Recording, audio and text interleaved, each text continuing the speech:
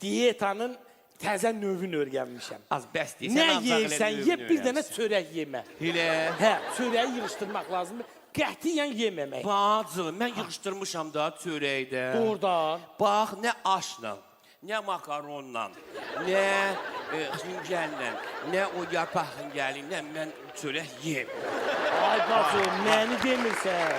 Bilirsən nə vaxtdan çörək yemirəm? Nə vaxtdan? Bax, sonra dönər, lahmacun, pizza, piraşkı. Bunların heç birini çörəklə yemirəm. Piraşkıyı da. Amma qabaq piraşkını çörəyin arasına qoyub kotlet kimi yeyirdim. Yadıma gəlir də bacı. İndi də yemirəm, yemirəm bacı. Bacı. Amma sağ qurban olum. O səhər ki, bacı, pomidor yoğurtda qazın üstündən lılıq bişir ha.